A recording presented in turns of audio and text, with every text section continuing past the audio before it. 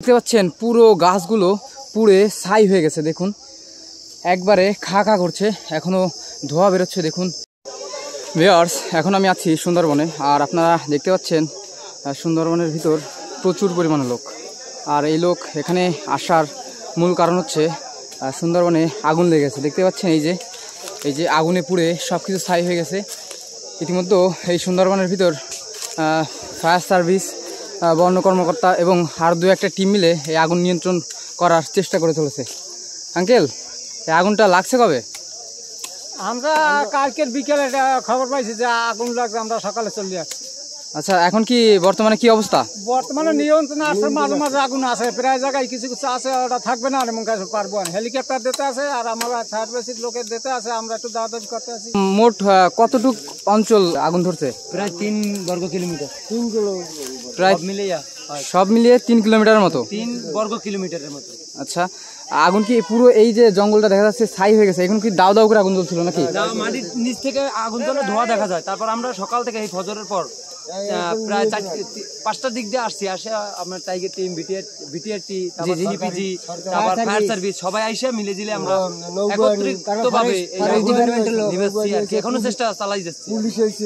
আপনারা তাদের মুখ থেকে শুনতে পেলেন যে আপাতত নিয়ন্ত্রণে আছে, কিন্তু এখনো দেখা যাচ্ছে যে কিছু কিছু জায়গা থেকে ধোঁয়া বেরোচ্ছে। তার মানে ওখানে থেকে আবার আগুন ধরার সম্ভাবনা আছে। দেখতে পাচ্ছেন পুড়ে একবারে ছাই হয়ে গেছে।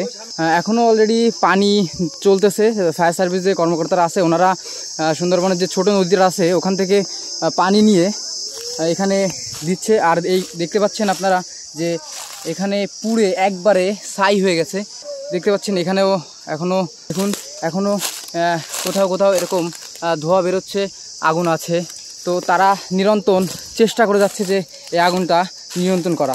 প্রায় 3 থেকে 4টা দল মিলে এ কাজ করছে। এখানে রয়েছে আপনার ফায়ার সার্ভিস, তারপর কোস্টগার্ড, বন কর্মকর্তা এবং টাইগার টিম নামে একটা দল আছে।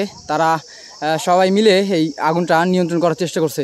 দেখতে পাচ্ছেন পুরো গাছগুলো পুড়ে ছাই হয়ে গেছে। দেখুন একবারে খা খা করছে, এখনও ধোঁয়া বেরোচ্ছে। দেখুন এখান থেকে ধোঁয়া বেরোচ্ছে, তার মানে আবারও সম্ভাবনা আছে এখান থেকে আগুন ধরার।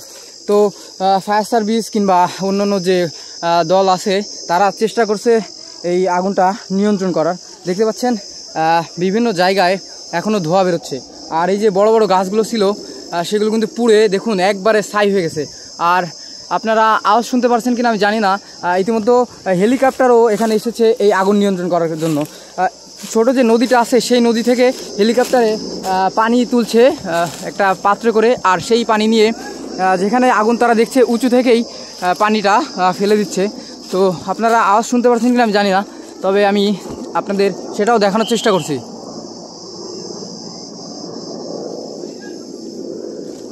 দেখুন আগুন এখনও এখানে ধোঁয়া বেরোচ্ছে।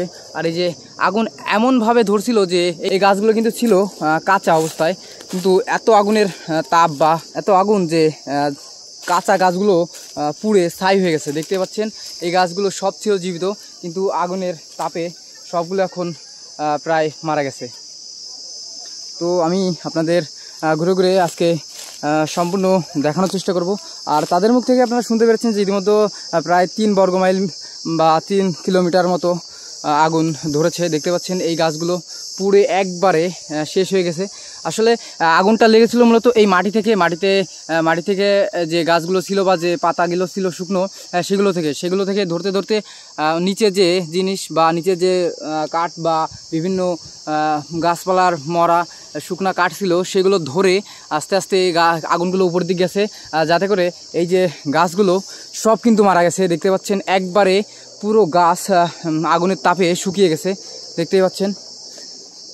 দেখুন ভিউয়ার্স,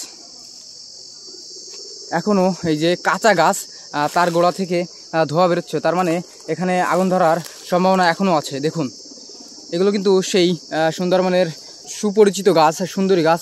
আর সুন্দরী গাছের যে শ্বাসমূলগুলো থাকে এগুলো কিন্তু একবারে কাঁচা ছিল, কিন্তু আগুন ধরার পর দেখতে পাচ্ছেন সেই কাঁচা গাছগুলো দেখুন পুড়ে একবারে ছাই বা কয়লায় পরিণত হয়েছে। দেখুন এতে কিন্তু এই যে আগুনের একটা লাল আবরণ দেখা যাচ্ছে।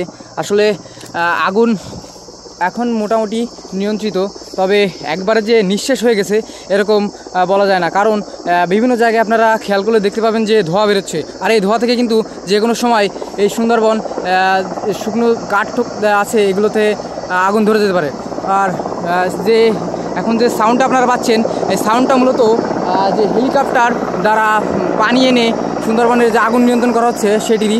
আর হেলিকপ্টারটা আমি আপনাদের দেখাতে পাচ্ছি না, কারণ আমি ভেতরে আছি আর গাছপালার জন্য হেলিকপ্টারটা দেখানো যাচ্ছে না। তো ভয়াবহ অবস্থা সুন্দরবন আগুন লাগার কারণে। যে আমার মনে হয় এখানে যে পশু পাখিগুলো ছিল সেগুলো আপাতত খুব খারাপ অবস্থায় আছে এবং এখান থেকে তারা অন্যত্র চলে গেছে। দেখতে পাচ্ছেন কাঁচা গাছগুলো একবারে পুড়ে ছাই হয়ে গেছে।